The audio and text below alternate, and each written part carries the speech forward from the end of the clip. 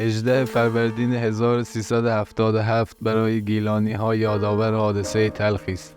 حادثه‌ای که باعث از دست رفتن جان اسطوره فوتبال ایران و گیلان بود. کاپیتان سیروس قایقران در این تاریخ بر اثر تصادف در رانندگی در جاده امامزاده هاشم جان باخت و قلب هزاران گیلانی را به درد آورد. سیروس قایقران، کاپیتان سابق تیم ملی فوتبال جمهوری اسلامی ایران و بازیکن ارزنده منتخب گیلان، استقلال انزلی، چوکا و ملوان نیروی دریایی بندر انزلی به دیار باقی شتافت. او در دوران فوتبال خود بدون اینکه برای تیم‌های پایتخت بازی کند به کاپیتانی تیم ملی فوتبال ایران رسید و افتخارات زیادی کسب کرد. مقام سومی در جام آسیا سال 1988 با تیم ملی فوتبال ایران، قهرمانی بازی‌های آسیایی پکن سال 1990 با تیم ملی فوتبال ایران، قهرمانی جام حذفی کشور با تیم ملوان بندر انزلی، 21 بازی بستن بازوبند کاپیتانی تیم ملی فوتبال ایران از جمله عنوان‌هایی هست که سیروس در دوران فوتبال خود به آنها دست یافت. سیروس قایقران در سال 1340 در محله کلیور بندر انزلی متولد شد.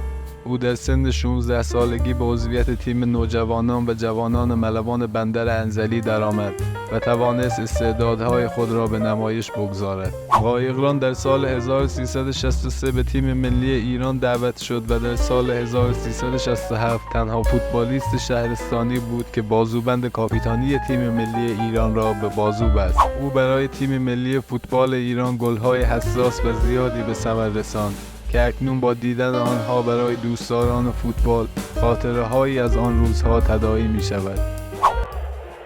انصاری‌فر، خود محمد حسن انصاری‌فر یه بازیکن رو مقابلش داره، جا میذاره او رو پشت محوطه جریمه میاد، الان میتونه پاس بده، این کار رو میکنه برای سیروس قایقران، ضربه اون و توی دروازه، گل دوم برای کاپیتان سیروس قایقران، حساب کار 2-0 میشه.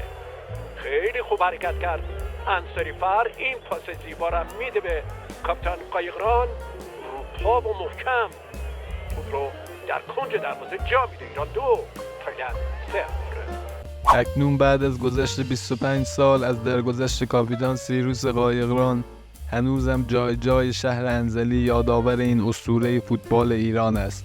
او نه تنها در ذهن‌ها بلکه برای همیشه در دل‌ها جاویدان شد. تماشاگرای میدونن کدوم ورزشکار با کدوم کارش میتونه الگو قرار بشه. اون بازیکنایی که من مثل بعضیا که کارایی بد میکنن، اونا تو ذهن تماشاگران میمونن. البته اینا چیز نمیشه، از ذهنشون پاک نمیشه تماشاگر. من فکر می‌کنم نکنن این کارو بهتره واسه تماشاگر، چون واسه عاقبتشون بده. یه تماشاگری که میخواد صحبت از ورزشکار بکنه میگم ولش کن، ولی یکی که خوب باشه یه کتاب پشت سرش میذاره.